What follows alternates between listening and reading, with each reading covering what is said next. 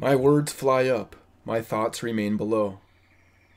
Words without thoughts never to heaven go.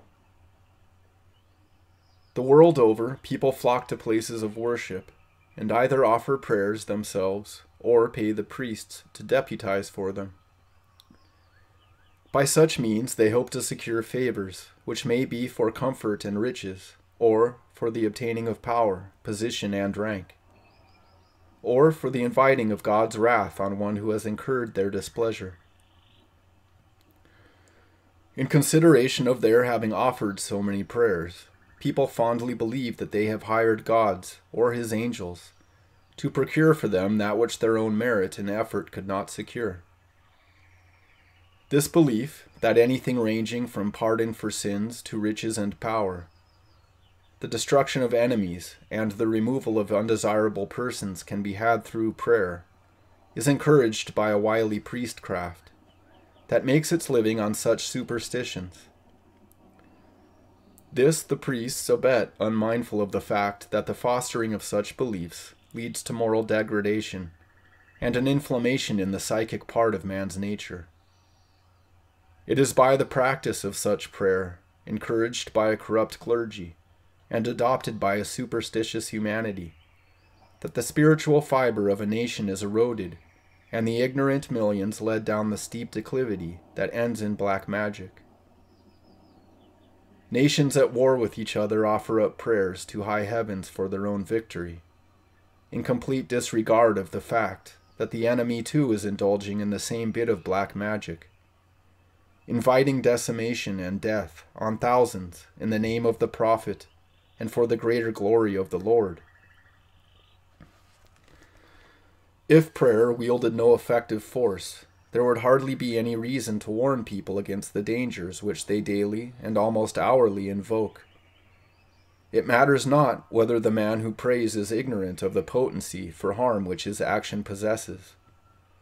The dolt who strikes a light near a powder keg may not be aware of the fact that he is about to become an active agent in the producing of an explosion. But the explosion does take place. The cause having been generated, the effect is inevitable. So too with prayer. For, whether uttered in a dead or living language, there is behind it the force of a human desire generated by the will of the man who resorts to prayer. Most men are more than anxious to be fooled into the belief that their prayer, properly stamped and posted, will reach the highest. It does not. Prayer is not the mumbo-jumbo that the recitation in a dead language represents. At the back of that prayer, and motivating it, is the individual's hidden desire, his unexpressed and sometimes inexpressible thoughts.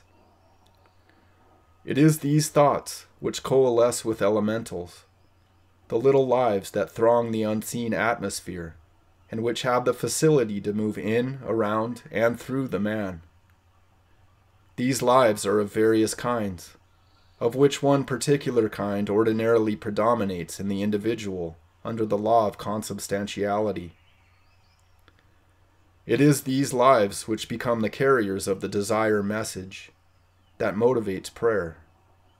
These lives can go only to that center of consciousness with which they are in affinity. And their affinity may be with a god, a demon, the ghost of a dead man, an evil spirit, or even a disembodied entity that finds its pleasure in the wrecking of human lives.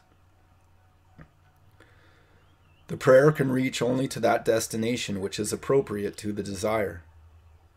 If the will behind the prayer is weak, no effect may ensue. But if it be strong, then it may arouse an entity in the invisible realms. If the prayer is for a selfish or evil purpose, the entity aroused cannot be but evil, and once aroused it may attract, lure, and enmesh the worshipper by the granting of the desired boon, which could never have been secured except by unethical means. Do you desire power, wealth, and possessions? If karma has not given them to you, you can have them only by denying them to the needy, or by diverting them from those who have earned them through merit and hard work. Do you bow and prostrate yourself before immaterial presences, that they may side with you and destroy your enemies, so that your path may become smooth and strewn with roses? It can be done by doing injustice, by abetting a wrong, and by violating the laws of brotherhood. He who offers prayers and boasts that his desire has been fulfilled rarely knows that he is enjoying fruits obtained through the forbidden channel of black magic, and that sooner or later he will have to pay a staggering price for acquiring that which karma had refused to give him. Priestcraft, which encourages such acts and thrives on them, makes of the priest an outpost of evil, which thus perpetuates its existence in the engines of wrongdoing. It is a truism that only those engaged in prayers as are ignorant of the universal sway of karma. These same people promptly admit the truth of the statement that as you sow, so will you reap. But their acceptance of its veracity is for the most part superficial. They secretly believe that prayers and rituals and falling at the feet of strange gods can and do make the working of karma ineffective. These persons refuse to believe that karma is an intelligent law, and that there are powers, principalities, and potencies that take part in the impersonal and active governance of things. Can you invoke a divine power and expect it to serve your unethical and even immoral purpose? Can you implore God to break all canons of universal law, of virtue, and of justice, so that you may prosper in your acts of injustice and unbrotherliness? All reason shouts that you cannot invoke the divine power with impunity. But it is unfortunately in your power to surrender your humanity to the evil forces in nature that will do your work for you and extract their soul-destroying price afterwards.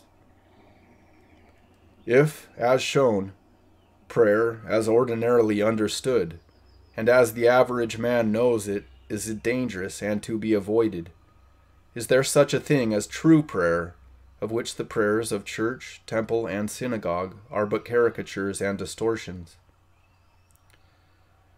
There is true prayer, and it pertains in the inner man.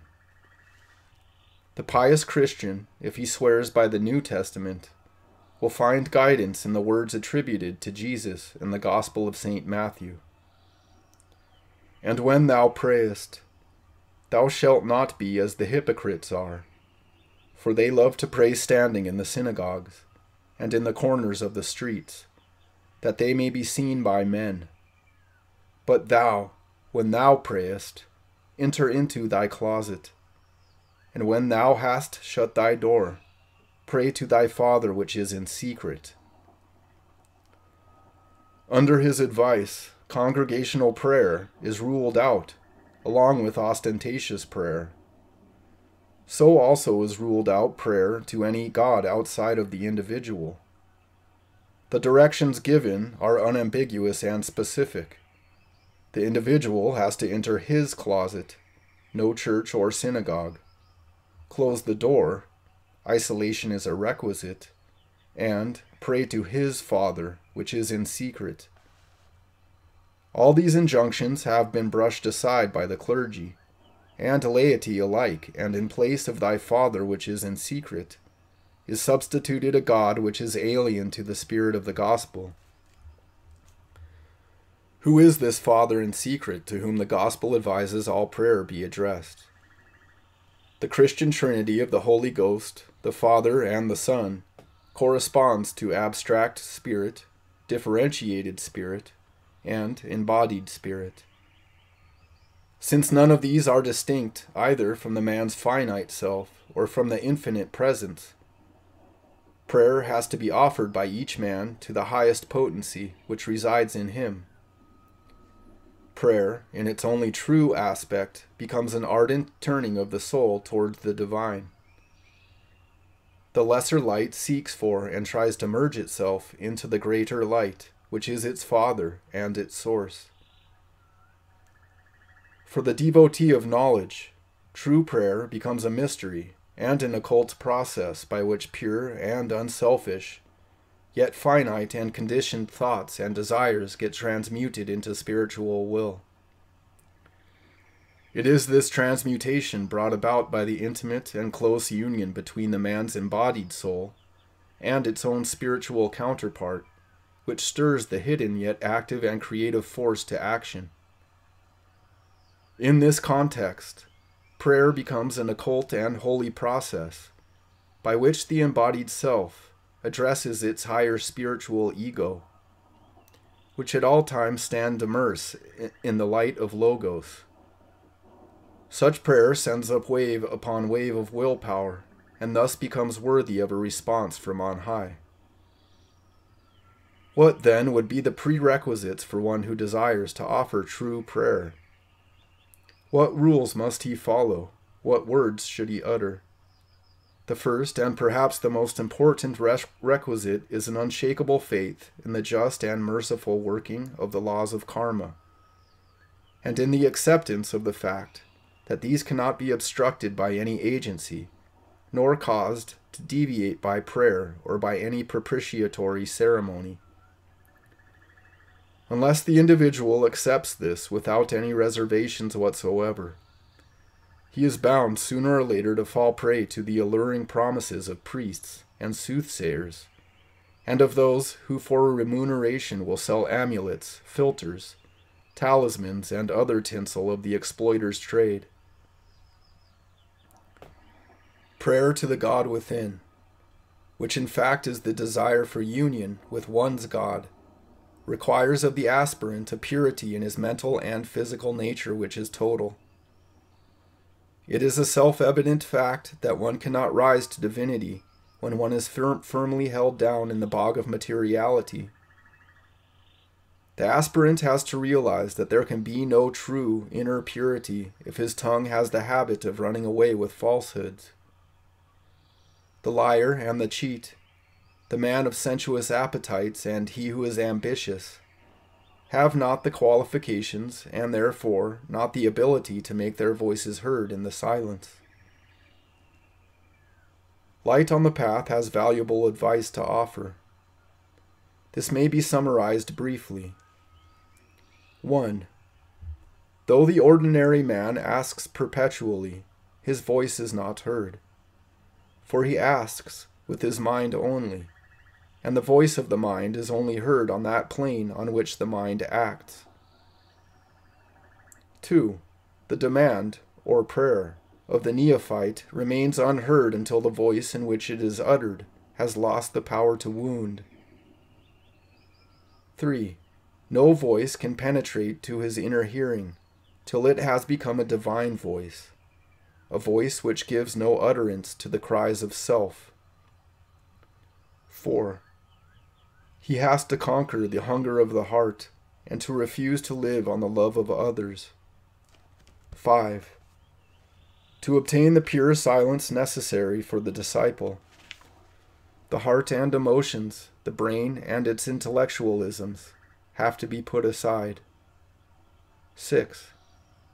He must suffer, must enjoy or endure, more keenly than other men, while yet he has taken on himself a duty which does not exist for other men, that of not allowing his suffering to shake him from his fixed purpose. 7. If his lofty contact can really arouse him, he becomes as one of the divine in his desire to give rather than to take, in his wish to help rather than to be helped, in his resolution to feed the hungry rather than to take manna from heaven for himself.